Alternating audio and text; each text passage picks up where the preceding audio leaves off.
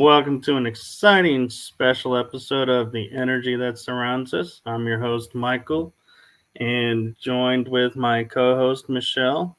Hey, everybody. And tonight, I am bringing you guys a really cool guest. I met her at Fear Fest. She is gifted, she is an amazing person. So, without further ado, I give you Shannon Michele Collins. Hello. Hey, welcome. Hello. How are you? I'm good. How are you? Good.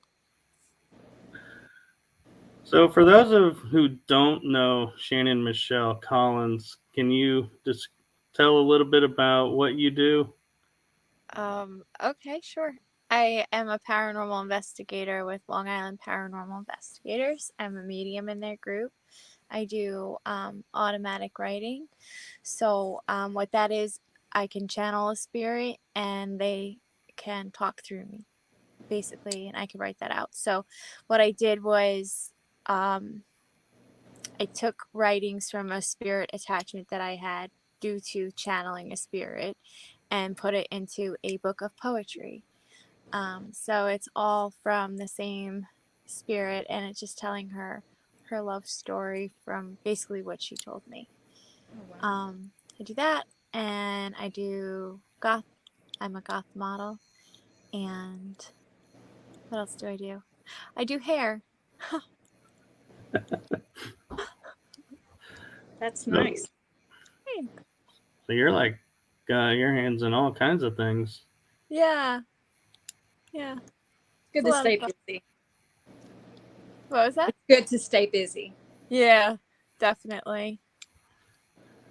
So, being an automatic writer, is that something you always did, or something that kind of just you started one day and was like, oh, didn't even realize I was doing this? It's okay. So yeah, when I was younger, I had an instance where I was automatic writing in my car, not my car, my mom's car, on the window. I was talking to a spirit, and my sister and my cousin didn't realize that's what I was doing, so they were kind of making fun of me, and I pulled back from that, and then I started doing it again. So when I go out my group, this is kind of, I do a quick walkthrough because I don't know what the history of the places that we go to. I don't know anything about it. So I kind of just will jot down like little tidbits of what they tell me. Or sometimes I will get images. I am not an artist at all, but I'll try to draw the people Nice. that I see. It's very detailed. It's good to be detailed. I don't know. Yeah, You look like an artist to me. That's better than anything I could do. I really can't know because then you have this. I mean, it's really. That's good. That's Yeah, good. that's actually pretty good for the. Thank you. Half of mine are stick figures. They're just like stick figures with an arrow that way or that way. It's interesting, and I'll be honest, every time it's a little bit different. It's not the same every time, and I don't have to automatic write to pick up on things. It's just that's how I do it sometimes. It depends. Do you find you do it whenever, like for me, when I do it, it's because there's so many coming through at the same time. You can kind of prioritize which one is saying what. Do you find yourself doing that? And then it's just one spirit or two. You can just kind of do it without it. Right. Exactly. Yeah. Yeah. So I do stuff like this, and this one was really cool because 1900s. Yeah. Yeah, I was outside of the house, and they were all inside. So this is what I was picking up on from outside, what they were telling me. So this man, like when we walked in, there was a painting of this man, and I have the description of what he was wearing here, and it was the side profile of him, and then his wife was in this dress, but I didn't have her face. I had the dress. Right. So it's really, really, it's cool how it works. I don't know. Isn't that crazy? Cool. A headless one. You're like, they're talking to you and you can see their clothes, but you can't see their head. And you're like, why won't you show your head? You're going to show me your hands, your shoes, your shoelaces, your dress, but not your head. Yeah, sometimes names as well. Sometimes I I can't get a name for the life of me. And I'm like, Yeah, names are Uh, hard. well, but if you think about it, having the dress, you see a painting, you'll know instantly that's her because Mm, they didn't share outfits back then. well, I don't know. they had I hand-me-downs, so yeah, I'm not sure. It was just interesting to me, what came along with that and what I picked up on with that. It was really cool. yeah, Um, I definitely know that it's not me, that it's coming from spirit, you know what right. I mean? And Yeah. I'm just Yeah. the messenger. But I'm grateful to be able to do that. It's pretty cool. Yeah. It could also have been her favorite dress, and so that's why she was sharing it with you. I mean, it looks pretty. I would like to It is pretty. borrow it. Yeah, it's very like nice. I like It was it. nice. And Wishful thinking, maybe. right.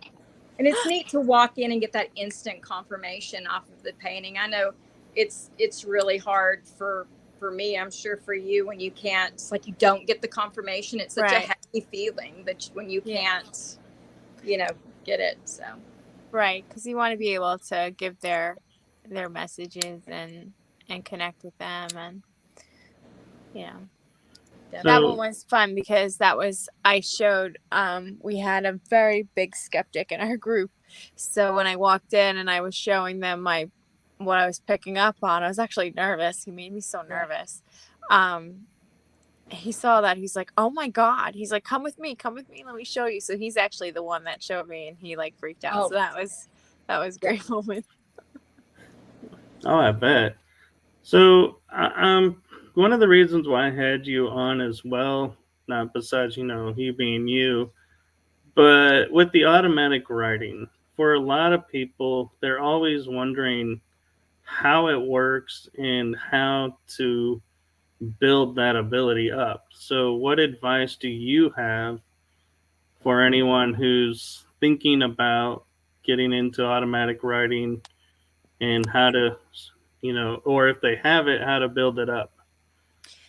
My advice personally is to definitely do it with someone who has a lot of experience first, because you're inviting something into your body to use it. You're not just That's the thing, like your spirit is using your body as a tool to communicate.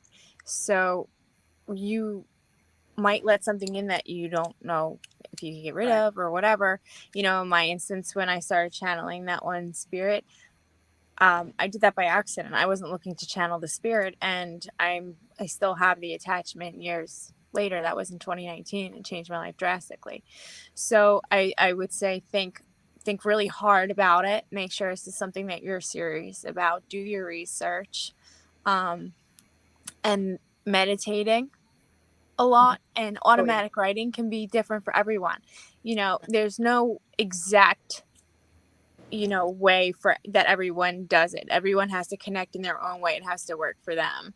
So for me, sometimes when I'm trying to connect, like, I start with a scribble, and that's kind of getting me into that meditative state. You want to maybe make sure that you're in all quiet, or have headphones on where you're in a high listening to music where you're in a high vibration, where you can whatever, and just focus on that. But I would say a lot of meditation, and definitely do it under guidance at first. Have somebody kind of talk you through, and maybe do a guided meditation with you in person to see what you can pull out. That's How long? my advice. I'm not saying it's right, but that's my advice. No, that's great advice because a lot of people would discount it just thinking this is just me doing something, and so it's great for them to realize that maybe it is something. Right. And Jenny Sullivan Sanasi from Ireland is asking, what was your first experience? Oh boy. My first okay. I can tell you one that I remember. I'm sure I had one before that. My first experience with spirit, I guess, I was probably like around 7 years old, and I was sleeping, and when I woke up from a nightmare, I look over. It was like 4 something in the morning. There was a man coming down my hallway. He had come into my room, pulled blankets over my head. It was just a very gentle experience. I felt like it might have been a guide or something. It reminded me of my grandfather, but my grandfather was still alive. It wasn't him. It definitely was not dreaming. I still remember that clear to this day. That was my first that I remember with spirit. And I guess my first automatic writing that I remember was that time in the vehicle when we were going to Dorney Park. It's a place in Pennsylvania. It's an amusement park. And it was like a family trip. We were in one of those big vans, and I don't remember much. I just remember that we were on the road and there was a woman there that had died, and she was just talking to me, and I was just, whatever she was saying was coming, Mm-hmm. through No, my I have to say it's really cool that you would be open enough to not as a kid, go, oh, I don't know what's going on, and be like, no, that you were open and receptive to it and started just going, okay, this is what she's saying. Let me write it, because I'm imagining she probably used words that you had never heard of. It was just a very weird experience, and I don't know why I never really would the only time I think I would get nervous is if I felt their energy was uncomfortable to me, but I always felt like that, wanting to help. And it's weird because even as a small child, my mom would even say, normal people would come up to me and they would feel safe around me being a small child. Adults would tell me their life problems or whatever, and it was just always, so I don't know if that's just who I am. I want to comfort. I look scary. I look mean. I have major resting. I don't know if I could say that. I have that face, but I am very caring. I'm very extremely sensitive. And so I think that I felt that they needed someone or something. It just felt normal to me. It was something that it didn't feel like, oh, I guess if it just happened overnight, it might scare me, but it was something that I've had forever. It's just something that I don't remember from an early age, just because I have a lot of memories after everything that happened to me anyway. It's right. Right. No, I totally understand. And Jenny is also asking, as a beautiful woman in the paranormal field, and it's taken a long time for women to be accepted in this field, do you feel that your looks would make people think that you're not serious? And if they do, what would you say to them? I actually really appreciate that question, and thank you, I think, for the compliment. So yes, I guess. I've had good and bad experiences, and I don't think it. Can you put that question back up there for a Sure. second, actually? So I feel my looks would make people think. So I don't think it's so much my looks. I think it's just that my story of what happened to me seems so unbelievable that I think that if other people had told me this, I might be a little, but I've learned to be more open-minded about it. I don't see myself that way because just 2 years ago, I was almost 200 pounds. So I'm not sure. I have had both amazing and not so amazing experiences. I don't think it would be so much people in the paranormal field that would feel that way about it, but maybe some people outside of it, just that they might just think I'm a ditz. Well, we happen to know Jenny and where she's coming from. She's been in it for a long time, 10 plus years. So she really was groundbreaking for a lot of us in her efforts to get out there. So as a beautiful woman, she's just wondering, do you feel like you have prejudice against you, or people treat you differently, or think that you're not quite as up to like the male counterparts, because I know I get some pretty nasty stuff in my DMs. I'm sure you do too. We have to siphon and be so careful. That's kind of what she's asking. If you think that the beauty changes their minds. I have to be honest, because I have been doing this for 13 years in my group, almost 13 years with my group. And it was before I lost all of my weight and stuff that I think I was treated more poorly than I am now. I haven't really gotten to, most people have been pretty respectful. I get a few people that curse me out that I don't know, that just randomly curse me out or will send the icky things. Oh yeah. That's just, but that hasn't, luckily, I don't think that has really been my experience. I don't feel, I have had a group that has been so supportive that I guess if that were to happen, they kind of blocked us from that so that we didn't feel that way. We have a great mixture of men and women in our group. And when we do events and stuff like that, everybody's always included and stuff. So I've luckily not had too much of that experience. I've had nastiness. I've had people talk down to me like I'm stupid, but I don't know if that's just a paranormal thing or if that's just a woman thing, you know. It's a great answer. Thank you. Sorry, it's a long one. Oh, it's fine. No, I appreciate it. And I'm kind of curious, and I don't know. It's kind of like a double-edged sword kind of question, but so I'm curious, one, why you would choose to leave the attachment attached to you, and two, do you feel like it protects you and helps you? So that's actually two really good questions.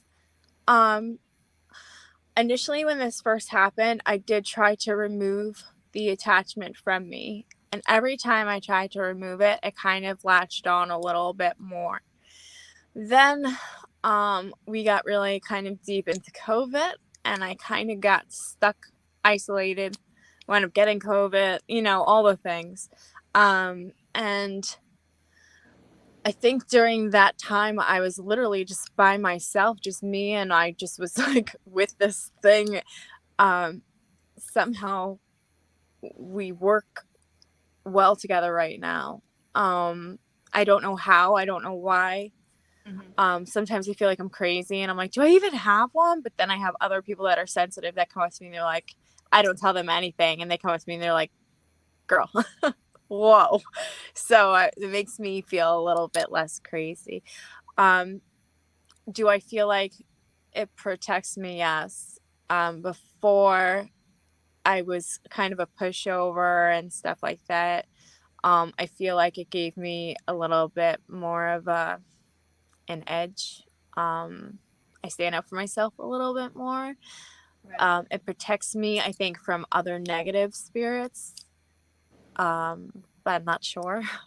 I feel like sometimes it closes me off to things because it's a little selfish. Doesn't want to share, you know? Right. But so Well, you just that could be a good thing. Is it a male or a female attachment? Female. Oh, that's good. At least you're it's not. It's a female energy. Oh, okay. That's good. That's good. Yeah. So Jenny has a comment for you. She says, women need to be known for their amazing work in the paranormal. We deal with a lot, and our work is second to none. And Shannon, thank you. Thank you, Jenny, and thank you for your contributions to the paranormal as well. 10 years or 10 plus years is a long time to dedicate to the field. She is the founder of, I want to say this right, Emerald Isle Paranormal Researchers. Female founder. I love it. Oh, yeah. Love it. Jenny, that's supposed to be a heart. Her show was released overseas tonight. I can never remember that. It's like a haunted Ireland or something like that. Spooky Ireland, I think. Huh?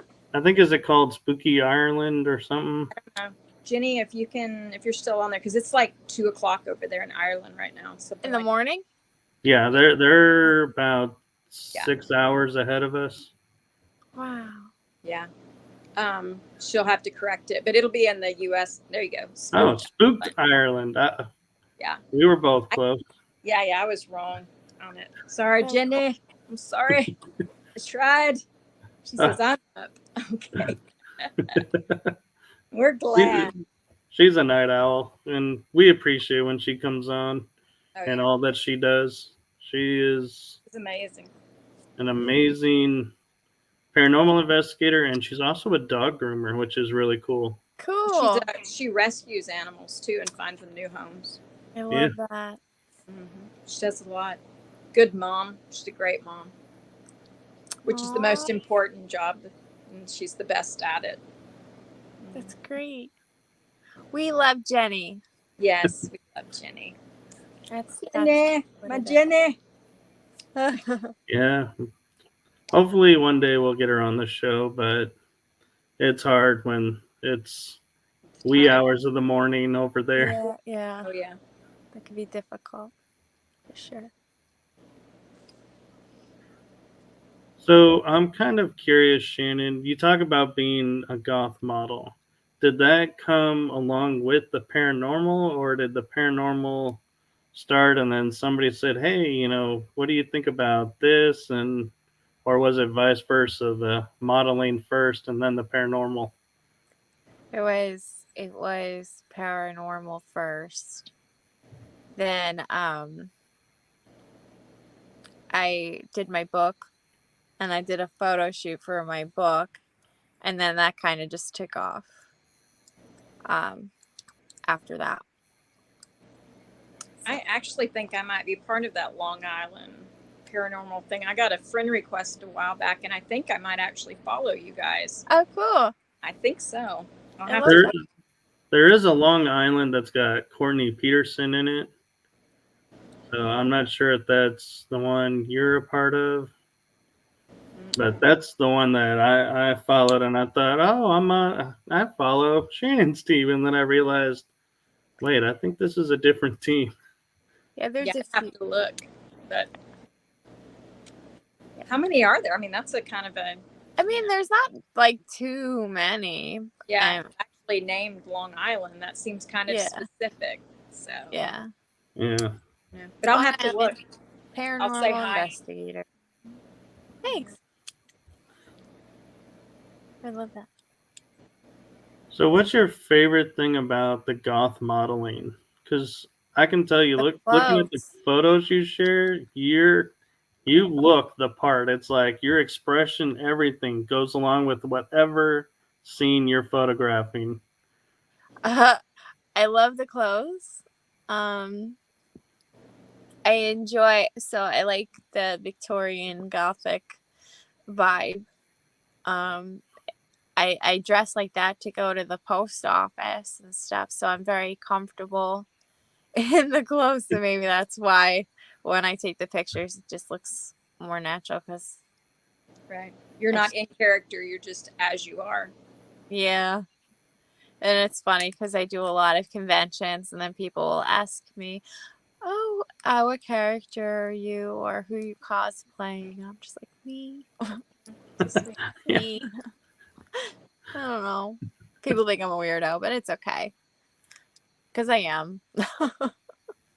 That's a good question. Wow, Jenny's on fire tonight. Sorry, Jenny. I didn't mean to. My brain's a little scattered. It's been a long day. So, Shannon, if you had 3 top places to investigate, where and why? Okay. I feel like I get asked this question a lot, and I feel like my answers always change. That's a good thing. They should change. It does change. So top 3 places of where to investigate and why. So I would love to investigate over in like the old castles in Ireland and stuff like that. My family line comes from Ireland. I'm only the second generation here from there, so I think it would be really cool to just go back to my family roots and see, like, I don't know. I just always wanted to go there, so I feel like there's so much history and it's just so beautiful. Yeah, who doesn't want to go to Ireland? But Like, fun fact is, Jenny investigates Leap Castle in Ireland. So there you go. I just love that. Very cool. And so I think also, and then England as well, and all those places over there. I feel everywhere else, everywhere with history. Favorite It's good to have you've already done? international Top and 3. domestic. I think investigating like the pyramids would be really, really cool. I want to give you actual answers. Let's see where else. Also because of the history. Right. Pyramids are amazing. I actually got to go there. Yeah, you did? I did. I got to go in the King's Chamber of the Great Pyramid. Did you investigate or you were on like a tour? I was on a spiritual adventure with a friend of mine and some other people that I had met, and we got to go in the, I don't know what you call it, but it's, I guess, sarcophagus that holds the mummy's tomb. So we got to lay in the sarcophagus that's in there. You laid in it? Yes, I did. That's brave. I'd love that. I would love that. Just close me in. Call it a night. Call it a night. Leave me a digital recorder. Close me in there. Just give me an air hole. Straw. Yeah. No. I don't know. I can't think of anywhere else. I guess someplace here. Where would I like to investigate here? There's that like creepy clown motel that's across from like Vegas. that cemetery. I don't know. I'm just so afraid of clowns. I think that would just scare me alone. I think that would be an experience in itself. Yeah. I don't like anything scary. Nothing scary. No clowns, no dolls. Jenny has a doll at her house right now, and I told her to burn it in sage, and she won't burn it. She's taking it to its sibling, and it needs to go away. It needs to go away. No. So where else? The clown place, and then where else would you do? What have you done? Like, what are the places that you've done that you really enjoyed? Oh gosh, a lot. The Thomas Halsey Homestead, which is where I got my attachment. That's my favorite place ever. It feels like a home away from home. Kind of is. You got your attachment there. That's my favorite place. I missed that one. What else? Trans Allegheny was quiet for me. Pennhurst, the first time I went was really, really interesting. The second time I went, it was more quiet. And that's the thing. It's like hit or miss. You could go to the like most historically haunted, whatever. It doesn't mean that you're going to have an experience there. Time is not right. Yeah. Do you find that a lot when people are like, oh, do this for me.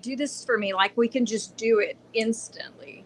It's like we're not a trick pony. We don't push a button and we can tell you your fortune. It comes to us when they want it to come to us or when we ask it to, and not all the time when we ask it. Right. And the whole enough with the lotto crap. It's not funny. It's played out. And if you think that I could get the lotto, I would not be living in my mother's basement on Long Island. Yeah. My poor mom. And, I married this person. I'm like, do you want to marry that person?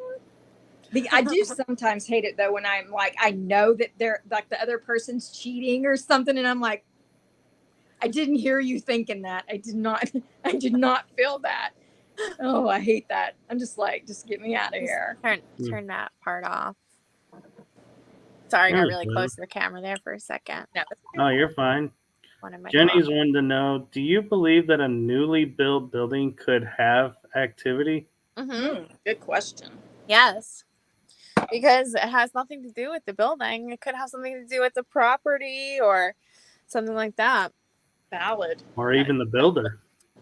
The builder, you don't know what intentions were put in. That's true. Or what's in the wall.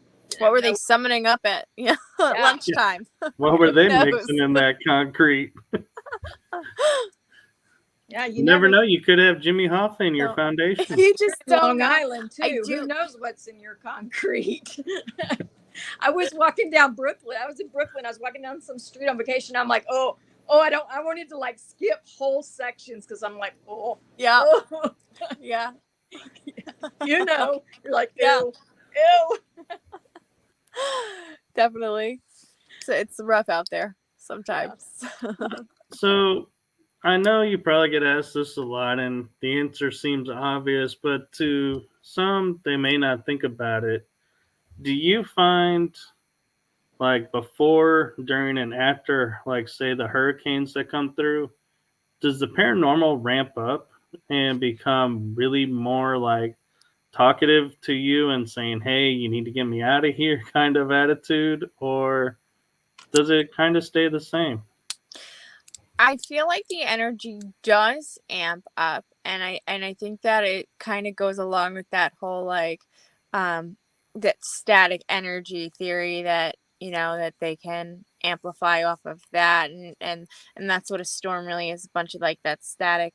And okay, science people, don't yell at me. I'm not a science people, so I am trying here, okay? But I feel What science people are yelling at you? okay, calm down. But no, I do feel like it can. Do I get more people coming to me asking me help? No.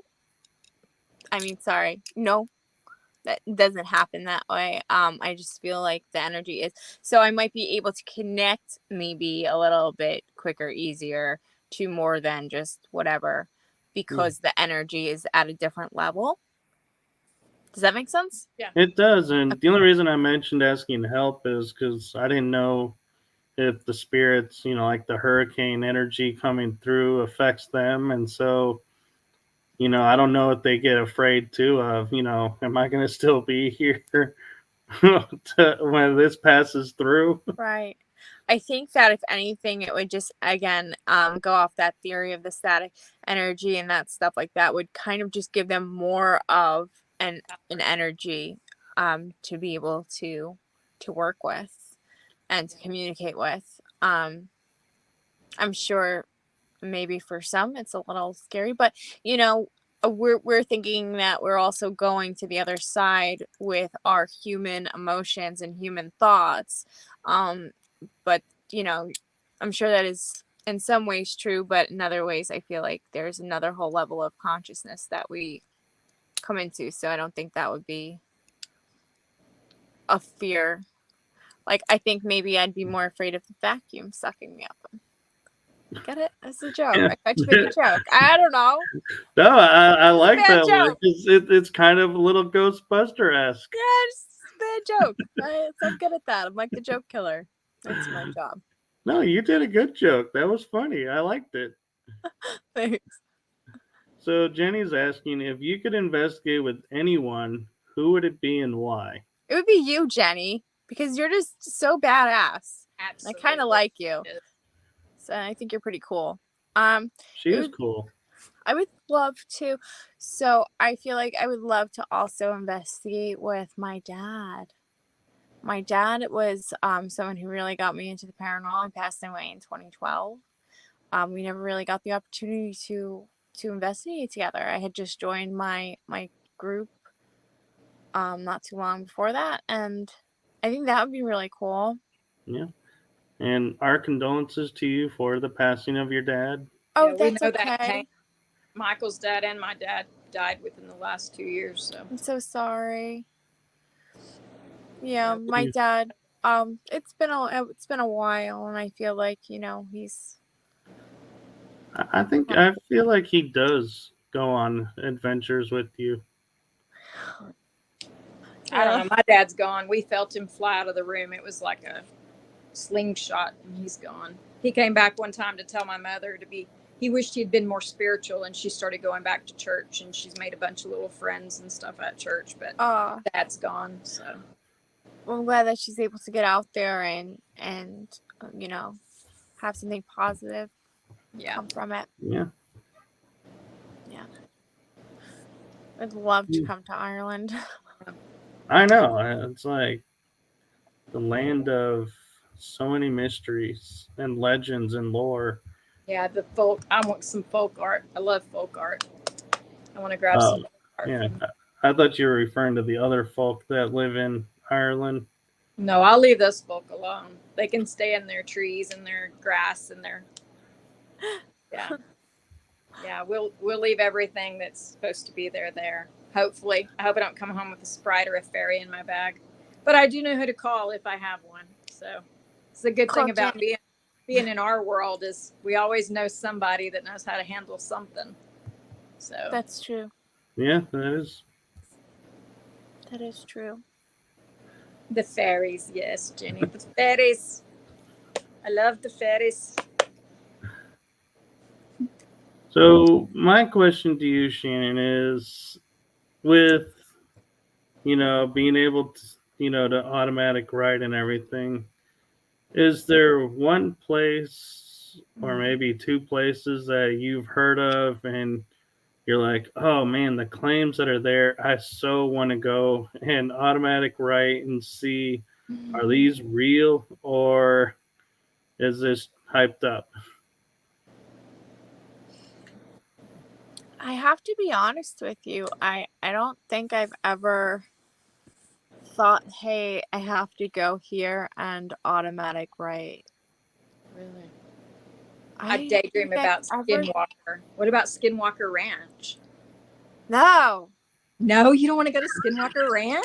I would, but I don't want to automatic write there. Oh, I do. I want to do Oh like yeah, I want no. to do 20 miles, 15 miles, 10 miles, 5 miles on their homestead. Yeah, I want to That's like badass. see how far cuz it just oozes power like everywhere on that place.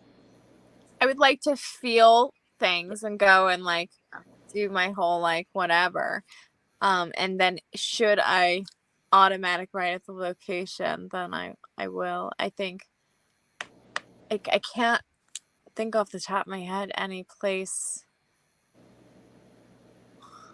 that I would just be like, I gotta go there and automatic write. I don't know why. I'm sure there are places that I would feel. I know when this is over, I'm gonna have a list of You're gonna 20. be like, "Oh, yeah, Yeah, that's just the way it's working out right now. I just can't definitely." think off the top Yeah, of my head. well, not to put you on the spot again, but Jenny's got a question with a twist for you. She loves Jenny. Don't apologize. She says she No, loves you. I'm not. I'm not making an apology for it. I'm just saying that there's a twist in it, so we make sure we read it right. Okay. She says, "I'm full of questions tonight, but Shannon, is there a cryptid that you don't believe in?" Um, so I feel like a lot of cryptids are very hard to believe in. However, it comes from somewhere, right? So I find it hard to not believe. And I think that especially after going through again what I went through, it being such an unbelievable thing, that it's opened me up to believing other things more. So I'd like to have an open mind. Thinking I am on Long Island and I've never seen a chupa. Is that what we have here? Chupacabra? Chupacabra? I think Chupacabra? that's what we I know had those off. are around Or the us. Montauk Yeah, we have monster thingy. chupacabras a lot. Yeah, Nessie. Montauk monster I don't thing. know. Oh, you I don't don't want know. to It see was that. something like that. It was something that washed up, and I think that it was just like an animal, but I don't believe that it's not unheard of. Does it make sense? Yeah. I believe in the cryptid. The one I think that's closest to you that probably you could say you have a higher chance would be is the Jersey Devil. No thanks. Mm-mm. See, cryptids freak me out. Like, cryptids freak me out. Aliens freak me out. Like, that stuff freaks me out. Like, ghosts, I'm used to those. I've dealt with them since I can, it's just like having like a brother or a sister. You know what I mean? Right. But Yeah. like, Right. I get it. like if a Bigfoot, like I go camping a lot. If a Bigfoot wants to come and like just rip me Chill. up, okay, like how do I get away from that?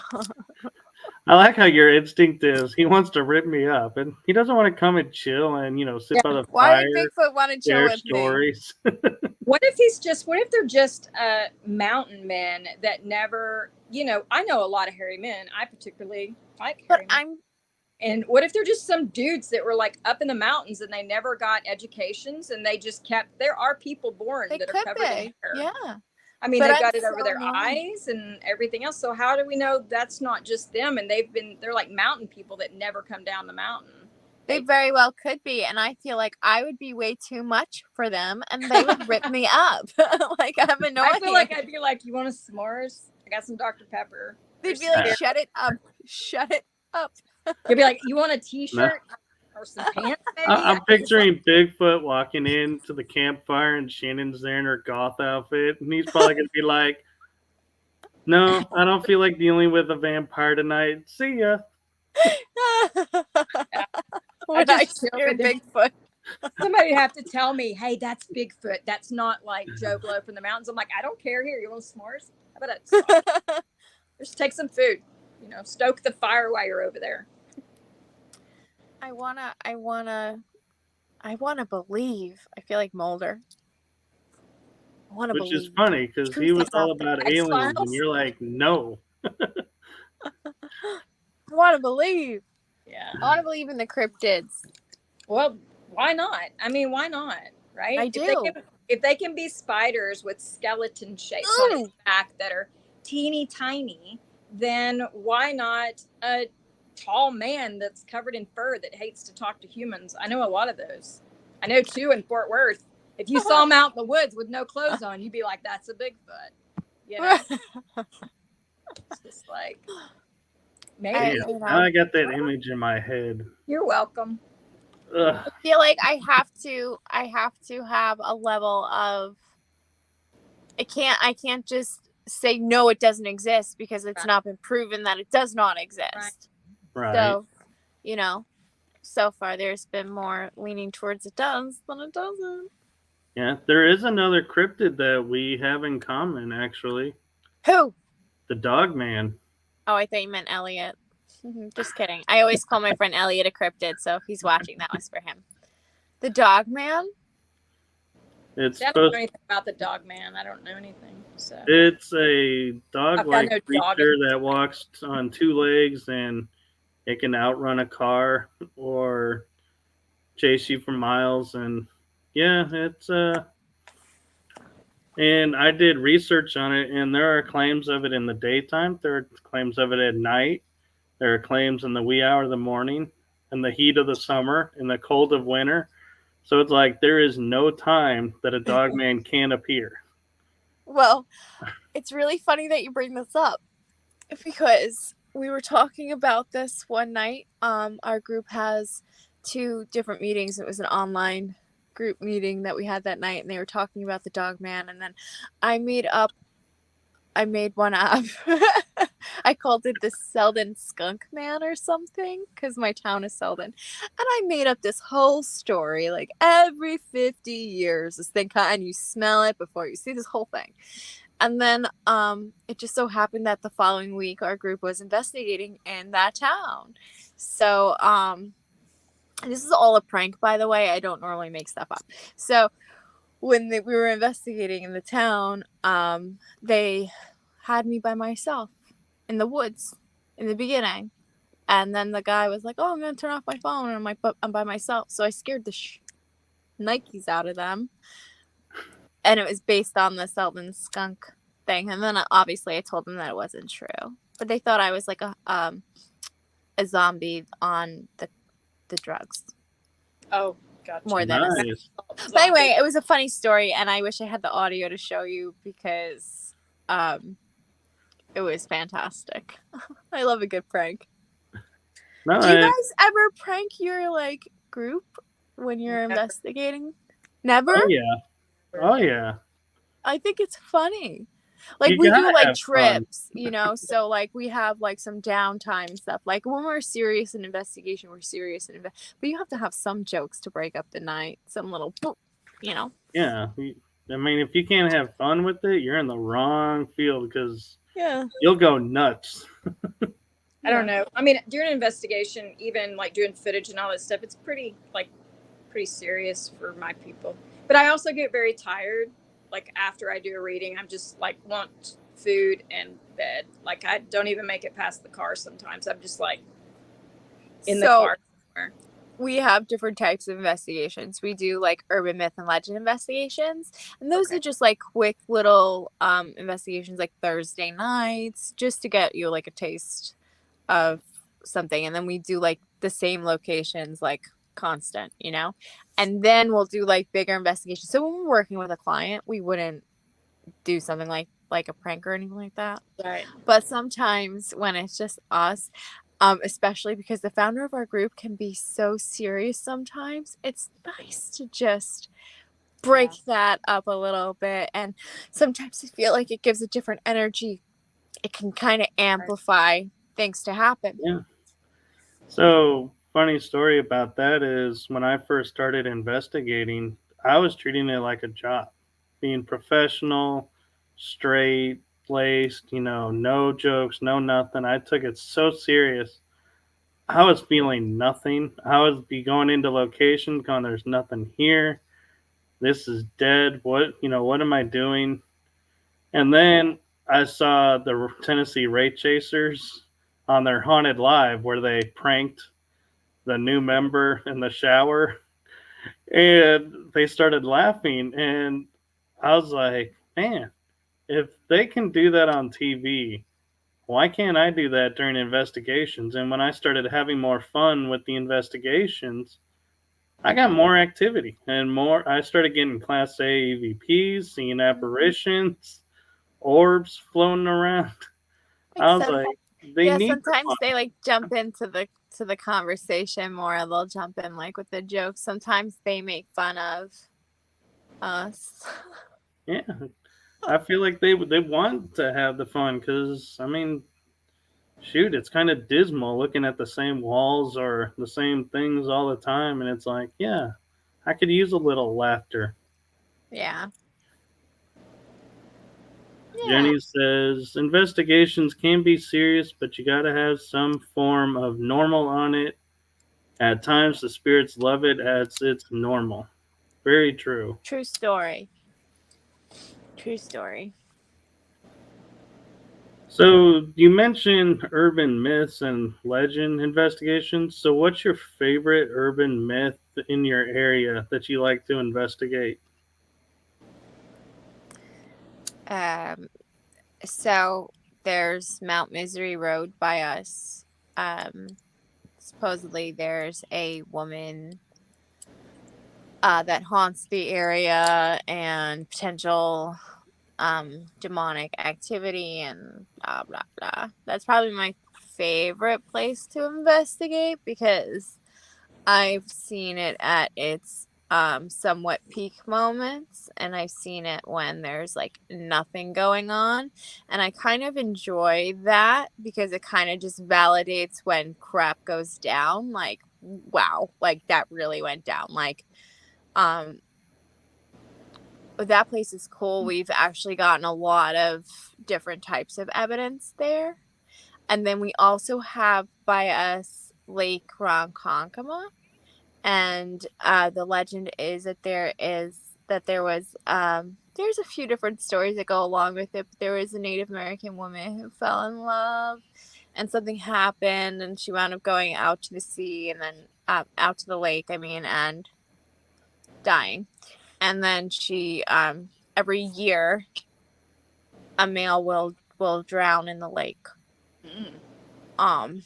So, and that does, you can look it up, it actually does happen for the most. I don't think it happened this year, but usually it's a male. And then there was even one year where there was some younger males drowning, another male went in to save them, he saved them, and then he drowned. So it's like creepy. So I do enjoy investigating that. Is there something wrong with me? Like, no, I'm talking to like-minded people, so I guess not. Yeah, I mean, you're on the right show.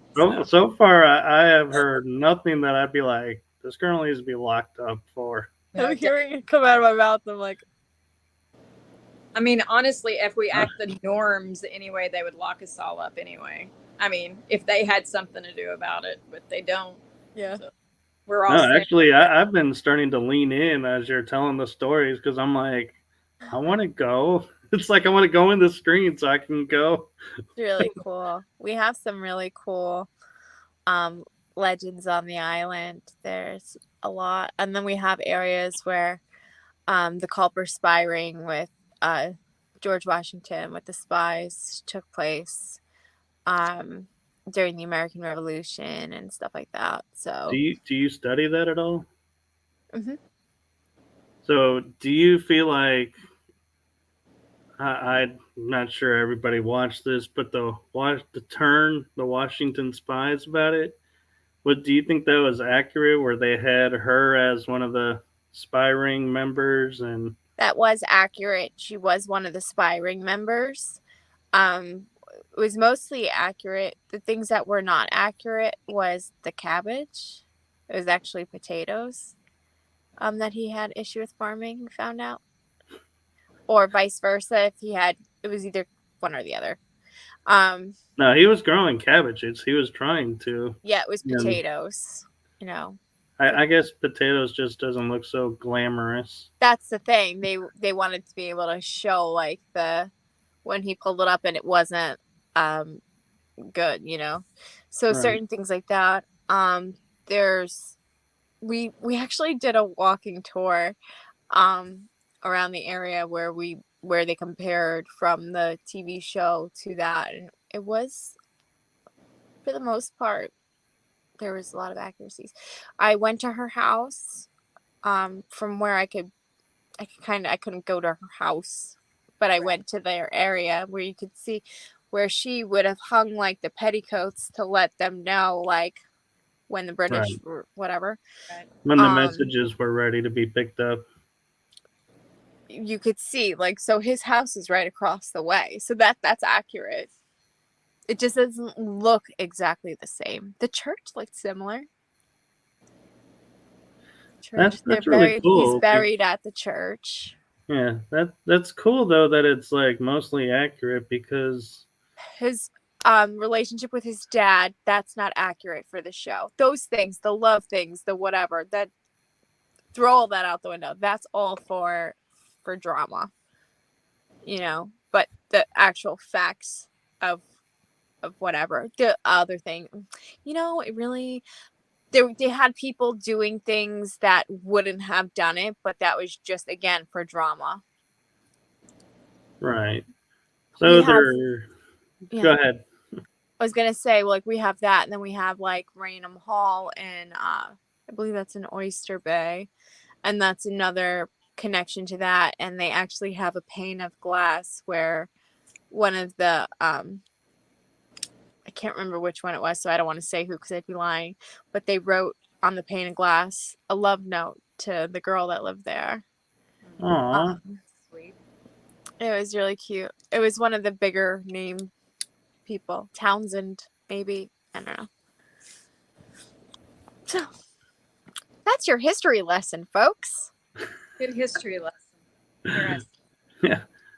And let it be known that this is one of the rare moments that you can actually go to Hollywood and say thank you for sharing history with us. Yeah. It's pretty cool. It's cool to be able to walk around that area and kind of like step back in time. And I think that's so cool. Like when we get those EVPs, like it's like, holy crap. Are we talking to, you know, what are you doing? What are you eating? You know, tell me. That's how that brings up an interesting question because a lot of people always ask, why are all the EVPs in English? And, that's an interesting question because the English of the 1770s would be very different from the English we speak. And it's like, how are all of our EVPs in our English?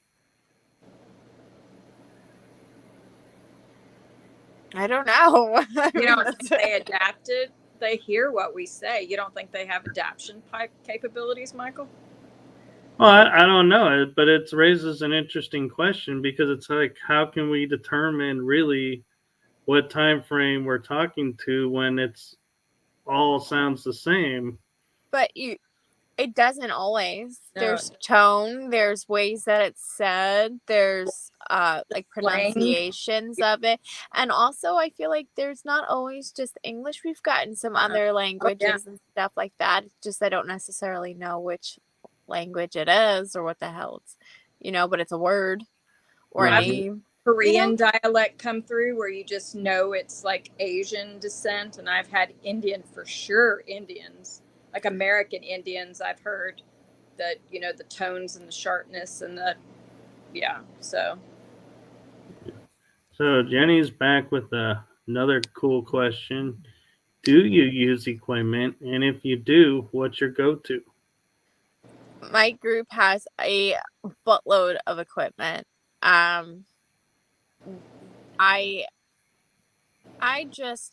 like to keep it basic. Give me a digital recorder, give me a camera, and maybe a digital EMF. I don't know. It depends on the week. It depends on the location, but we don't always use the same equipment every time. It switches up. So like sometimes I could have like a regular digital camera. Another time I could have a full spectrum camera. I enjoy a full spectrum over a regular digital. I don't know. No, you're doing just fine. Audio, full spectrum camera, my go-to. Final answer. There you go. You won the prize. I like Jenny's answer to this about why we hear the languages. She says, I was going to say your language and your ear will hear what you know. They've had French and Irish. And so, so it's our filters is what we hear. And that's why it's always, that's a good point. So, maybe that's why. She was to say, why do you feel something at all locations get the same equipment? Why do you feel not all locations get the same equipment? So in our group, I don't get the same equipment at every location. We have a group of, I think right now we have like 35 members, maybe 15. Oh, wow. 7 to 15. At one investigation? No. Maybe 7 to 15 will show up on a Thursday night. If that happens, we would break down into smaller groups. Sometimes we'll go to 2 separate locations. So the equipment will get split amongst the group. And so we make sure that we always take out an EMF, a Geiger, temperature, a camera, an audio, and something else. Just to cover kind of a radio frequency, just to cover all bases, right? So then somebody, say there's like 3 people in a smaller group, right?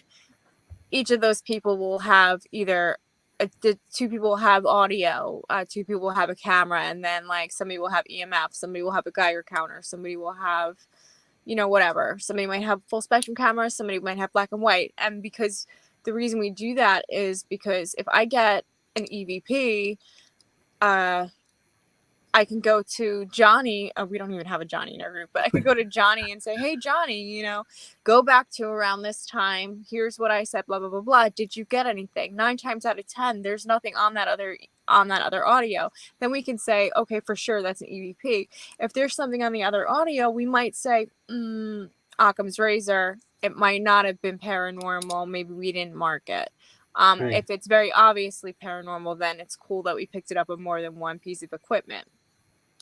Full spectrum camera, black and white, same concept. We could take a picture in the same spot. I might get something, the other person may not.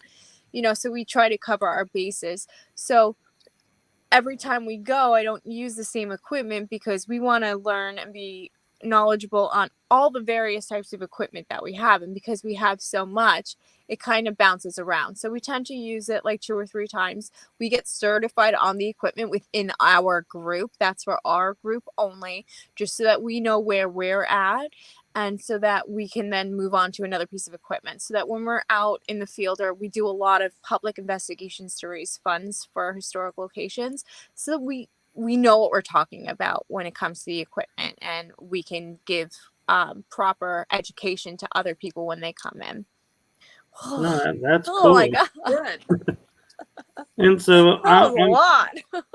I'm kind of wondering, before I get to your question, Jenny, when you're doing your writing, have you ever like written something and like say the word hope, and then somebody goes, "Hey, my device just said hope." Yeah. That's cool. Yeah. Actually, I do want to shout out. I have my friend Bianca Rose, medium Bianca Rose. She is in our group. She's also an automatic writer and channeler, and this is the same with her. We just had that happen the other day. She said something, and then it came out on like a PSB7 or something like that. So that was pretty cool. So that does happen. I've written it and had it come out. I've said to I've been telling my impressions to people in the group, like not whispering it, but talking quietly to them, and then you'll hear like an EVP of a spirit backing me up or saying what I said. So that's pretty cool too. That's cool. So Jenny's saying, do you write your times, dates, people, locations, so that all can be accounted for when going over audio? Our group, our founder is very, very, this is his life. And so it's his life's work. So he has everything documented for the last 20 years that he's done the group. So he could tell you his first investigation, who was there and what equipment they used, what the weather was, etc. So every time we go out, we have what we call the field report. That's the date, the location, the case number, which is the amount of times that we've been there. So whatever time that is that we're there, it goes over whatever the weather is. So moon phases, temperature, dew point, all that.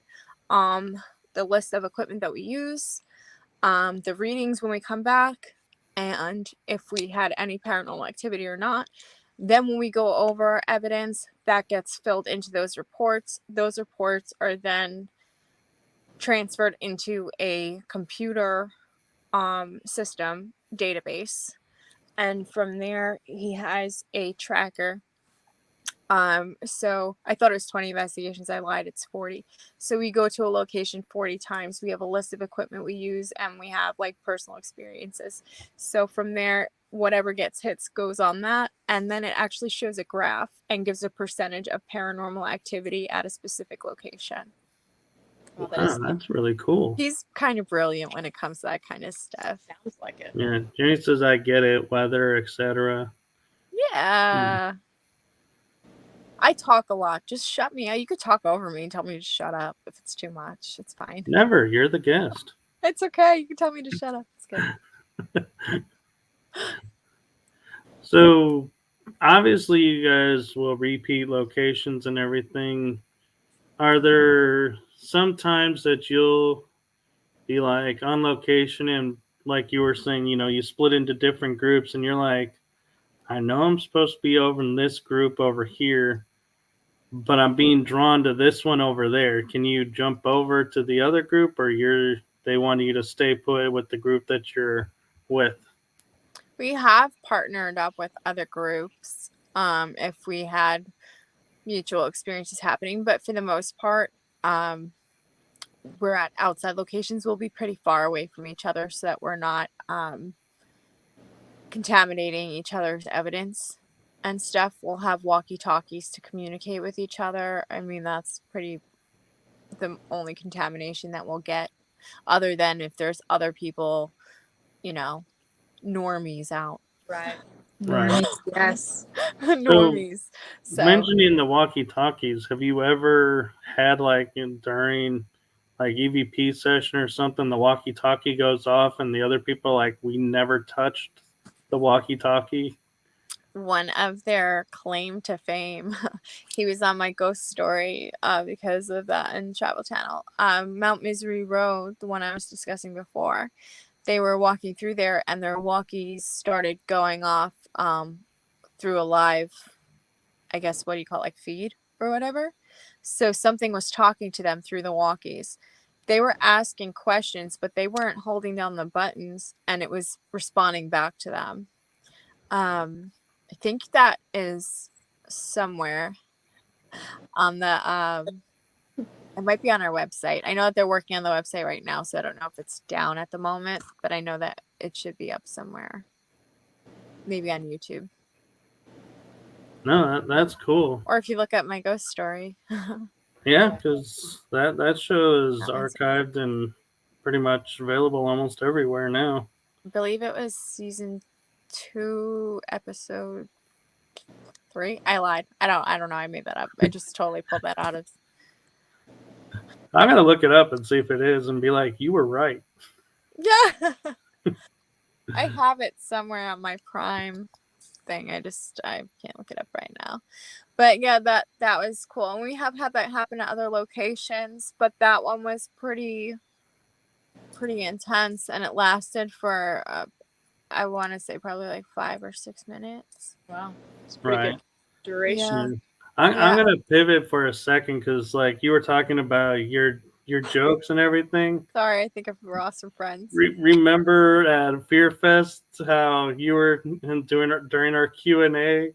I was dropping like a couple of jokes and everyone's like looking like, "Oh no, he did not just go there." You're great to do that presentation with.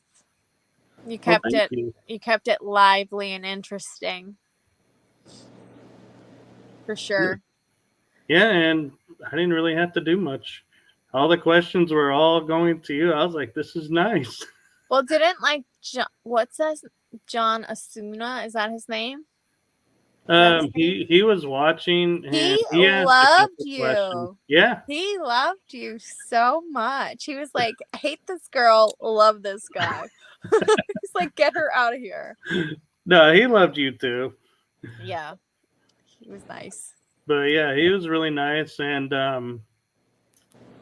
Carl, he was like, Oh, yeah, you guys were buddy. He's a nice guy. He's very good, a very good friend to me. Yeah, I actually went on his show last week, I think it was. And so that was a lot of fun. And yeah, but it was funny how, he's like jumps up and being the friend that he is goes, so we're going to deviate and give you some questions now. Yeah. He's great. He had some great questions too. They're really deep. I think we all got really good questions, and it was kind of funny how it's like I could tell kind of, and maybe it's in my head, like when you were talking about, the post office, for example, and you're like, you kind of looked like you were frozen going, do I need to say more? Do I, what do I do? Is this enough? And I was like, well, it could be because, people go postal there. And then everyone was like, started laughing. And you're like, I could see you go, okay, yeah, okay. And then telling more of the history of post offices, you're like, okay, yeah, I'm more comfortable now. Yeah, definitely helped make that an easy experience. I'm not great with public speaking. Sometimes, again, with the attachment, I feel like starting to, especially when I talk about her a lot, I feel it's starting to come out. And then I get in my head and I get really nervous that I'm going to scare the crap out of everyone. So I'm not worried for me. I'm worried that I'm just going to freak everyone out. So then I'm like trying to pull back. It happens sometimes on some podcasts I'm doing. You'll see me and I start going, and I'm like touching my face. I'm like, oh, it's awful. So you just are just not going to get rid of her, like send her on. You're just going to keep her. She could go if she wants to go. She could go. I'm not holding her here. If she wants to leave, she's more than welcome to leave. if she wants to stay, if you're not hindering my life. It has good days, it has bad days. It's not glorious by any means, don't get me wrong. It is difficult to live with, but I'm so used to it that I don't know who I would be without it. I'm working on a book now, so I touch on all of this in that book. I kind of explain where I'm coming from. And it's just like, it's hard to understand because a lot of people might not have gone through that, but like I don't really remember who I was before that, and that wasn't something that happened over time. That is something that happened overnight. Like within 4 hours, the person I was when I got there was not who I was when I left. So I don't know. And you don't worry about like your mortal health, like your health of your body and things like that, because some people say that long-term attachments can actually start causing heart issues and I do actually. I do. I have noticed changes. But I'm trying to maintain a healthy-ish lifestyle. Because I've personally had an attachment, and I just know the longer, because I didn't know what to do with it. I just knew that there was the other, and I was getting like ulcers. I wasn't able to eat as well. I mean, it actually started, and since you've had her for so long, like I worry about your health in the future with that. You're so young, and you've got a lot of life left. And I get like, I think that I get like severe anxiety. I almost go into panic attacks. And again, that's usually if people are talking to me about her, or if they kind of like surround me and talk to me about her, and I'm like, because I think I just feel like they're trying to take it away. So you're as attached to her as she is to you now. Y'all are one unit. Yeah, we're basically essentially one. Yeah. We are. I personally feel like as long as there's mutual respect, that who's to say you can't, have an attachment that's beneficial to you. I don't know. I worry for you. I appreciate that. No, I do appreciate that, and I appreciate where that comes from. I do have people that are kind of watching over me or guiding me. So Carl helps me a lot. I'm able to just reach out to him and explain to him like whatever, and then he kind of gives me some guidance, some advice. And there's some other people that have helped and that are willing to continue to help. So that means a lot to me as well. I've had a lot of people that were really more genuinely sweet and caring and trying to help rather than, I mean, at least to my face, rather than say, hey, you're nuts, or this didn't happen, or you're full of it. They genuinely seemed like they wanted to help. So I've been pretty lucky with that. But they've also agreed that they don't see it being harmful to me right now in that sense. They said that, which is weird and odd, that it's able to, that we kind of can commingle and live together. Because for me, I would worry for you for the fact that when she does get talked about, you get the anxiety so bad that your speech is impaired. So that kind of does affect you. She does affect you in a negative way. Just not it does.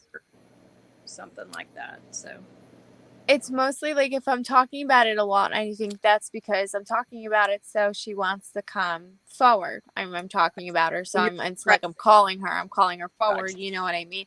So when that happens and then I get into my head about like, oh God, I don't want to freak anyone out, because I've had people tell me that I scare them. Like my face changes, my eyes will change, my tone, I get a little bit more like stern, and like my posture will be more stiff. I'll tap more. Like it's creepy, and so like I don't want to freak people out, especially when I'm doing these events and I'm supposed to be talking to the public. And you don't know, and I scare them away. Oh. Nah, you'd never scare me off. I do. I scare people away. But I used to channel, so I'm used to the signs. Yeah. Yeah, I remember you telling me, yeah. So when I feel it coming, I get little like, woo, all right, let me pull back, tone it down. Mm-hmm. So it does affect me, and it doesn't. It doesn't. It doesn't. Right. Yeah.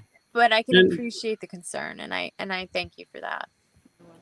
yeah, and being friends, like I'm sure, like the friendship we built over those couple of days, and talking, if going and saying to you, "Hey, are you sure you're feeling okay?" would not be like a sign of what's he up to. It'd be more of a, wait, something's out. Maybe I should do a self check. Yeah, it was little had moments. Yeah, but Even know. I'm I just not. feel like when we first initially got introduced was kind of one of those moments. I know it was And that's like, why, and when that happens and it gets like I get very like, and so I walk away because I'm like, I can't, Yeah. I'm the I don't same want to way. be, you know. Yeah, I'm actually the same way. If someone approaches me and says something, I'm like, you know what? I'm out. I don't need to deal with this right now. Yeah.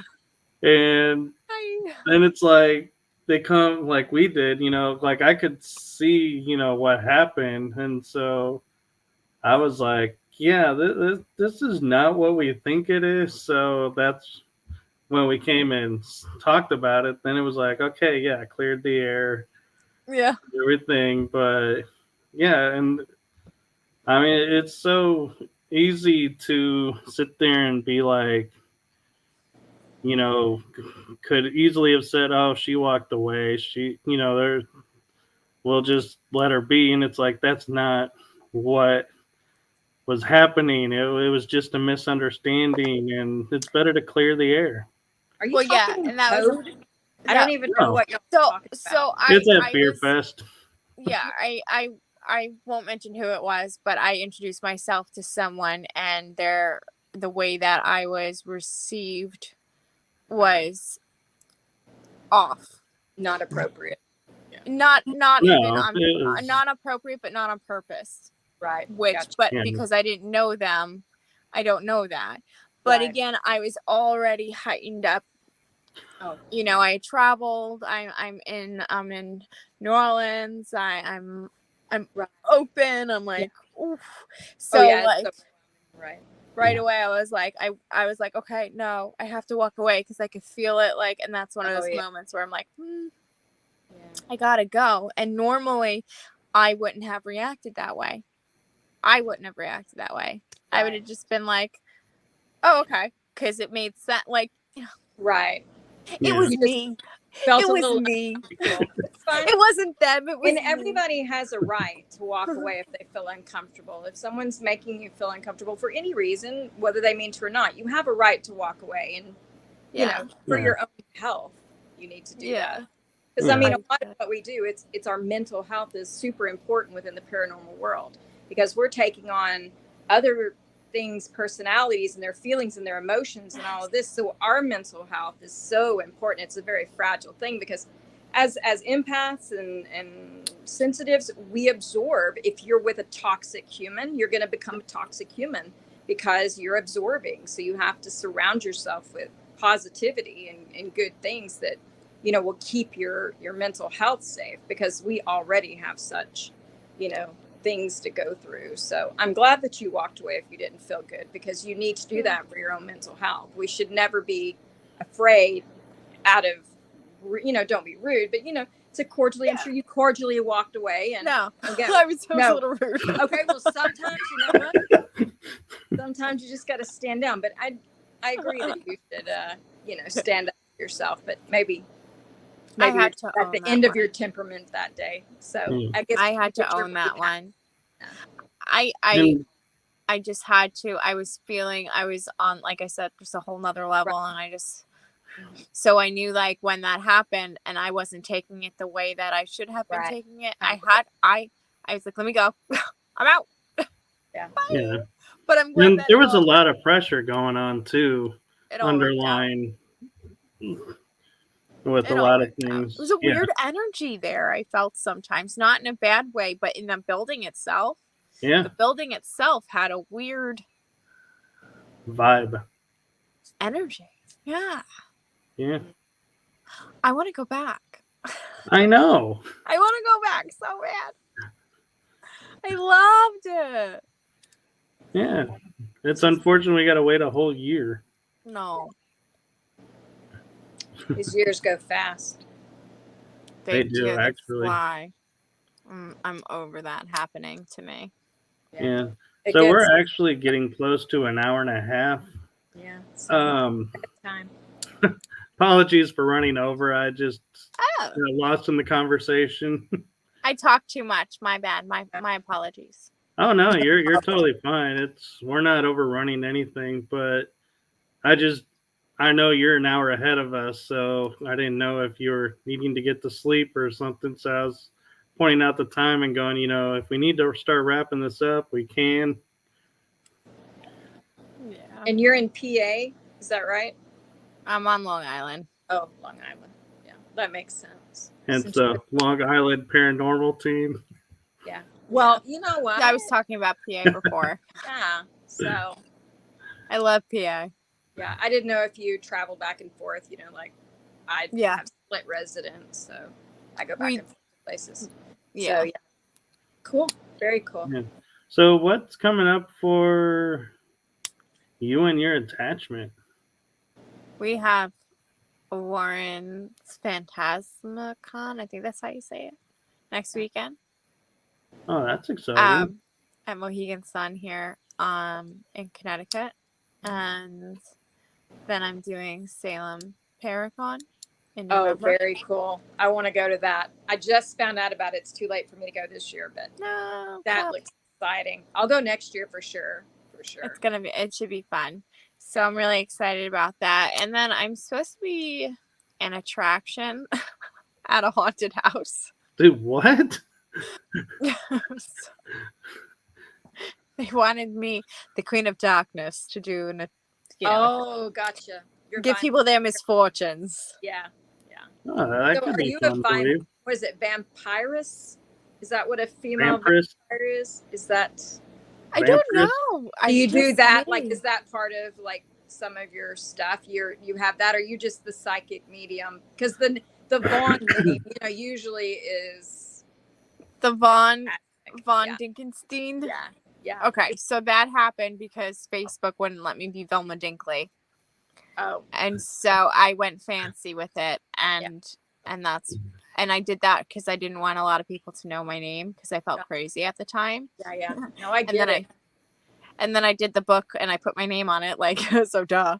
So that's why I have the two, but so many people know me for Velma, so I feel weird changing. Yeah, it's good to know. That way they can find you on all the platforms with your other name too. So yeah. I get it. Well, thank you so much. Thank you so much. And I've been plugging it. Don't miss out on your copy of this really cool book. Pretty cover. Thanks. It's me. I love this book. I like poems. If you like dark poetry, if you want to be sad. I don't know. I don't know that I've read any really. Of course, I haven't gotten to the middle yet, but I haven't gotten too many sad ones yet. I have to say that most of them, not all of them, but most of them we realize read both ways. So it makes sense both ways, but they'll have a different meaning. So but not all of them. Right. I think at least every one of them, but maybe like 3 in this. I got to go back and reread some of them. Yeah. Yeah, that's interesting. That almost makes me wonder, like, that's very spiritual to do that. Like, I didn't even realize that. I was sitting at one of my conventions, and I was just going through. Sometimes I like to just like go through it, and I happened to just come up the page with it because I remember something somebody said a while ago, and was weird. Wow. Yeah. I've only heard of one other. I wish I could, something's blocking me from remembering everything about it. But I met a man one time that wrote a book, and you could read his book front or back. So if you start at the last word on the last page, you could read an entire book that way. And then you could also, and he actually got ill from his attachment. And I think that's why and his attachment helped him write the book. He would joke about how he wrote half and the spirit wrote half. That's what I say. But I cannot remember his name to save my life. And I met him when I was very young in California when I lived out there. And everyone would laugh at him because they're like, you're a mad genius because you write a book that can go, it's two different books. They're just, one, the first word is the last and so on. And I just cannot. I had his name until I went to talk about it. I haven't brought that up in, oh my God, 20 plus years. Wow. Like I'm 40, I'm almost 47. I was 16 then. So it's crazy. Wow. Almost 30. Wow, 30 years. Jesus. Am I that old? No. Yeah. 5 grandkids. I'm that old. Yeah. Good for you. Thank 5. you. I made them beautiful. So look up A Dream Within a Scream, a collection of automatic writings from a spirit attachment. And we're going to put up the website here. There you go. Thank you. That's your Facebook also links to that, doesn't it? A Dream Within a Scream, or is that your because I went to that. Yeah, on my Instagram. Okay. Yeah, so all her social media is in the description. So you can find her if you have questions for her. But yeah, so thank you for coming on.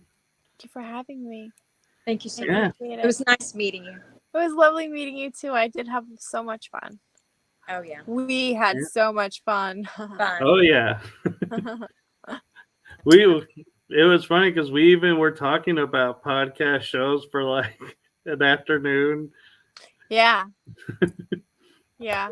I had a lot of fun with you that weekend. Thank you. Yeah. So did the show live up to the reputation I built up? Yes. I loved it. Sweet. What did I make you share with me? What was that food? It was good. Oh, it was the dirty rice. Yeah. I want that right now. Dirty rice. Anyway. That does sound good, actually. Okay. Well, we don't need to all be eating after 5 o'clock, so. Yeah, I need to go to bed. Yeah. Yeah. Good night. Good night. Good night. Thank you for being. Thank you for coming on. We love you. Bye. You guys be safe too. Bye. Bye. Bye-bye.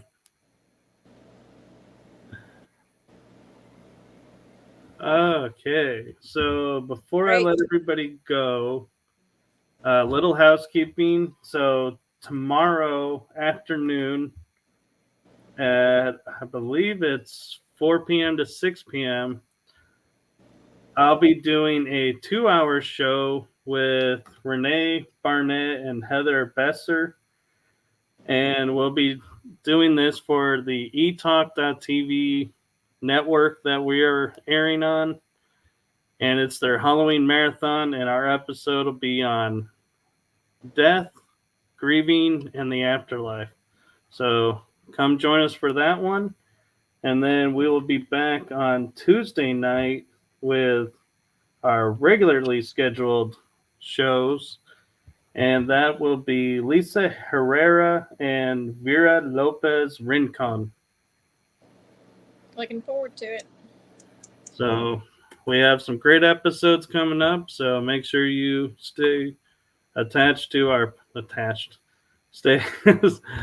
stay what's the word I'm looking for? Connected to our show. Connected and following our show. Thank you. And the show page, because that's where they all get listed. So for all of you out there in the world, wherever you are, from our show to yours, actually, before I go there, I forgot to do one important thing, and that is to thank our audience who came in. We appreciate you guys coming in and asking such great questions. So, Jenny and Anthony, thank you so much. And for those of you who watched, thank you for watching us live and joining us on this journey. So, now, since I apparently fumbling things up, I'm going to let Michelle send us out. No, you're going to send us out. You're the best. You're doing fine. Okay. So, I'll just put the end and tell everybody goodbye. Goodbye from Texas. Thanks for showing up. Hey, that sounded good. We'll go with that one. All right. Good night, All guys. right. Good night. You have just listened to the energy that surrounds us with your host, Michael Kopf. Be sure to tune in next week for our next episode.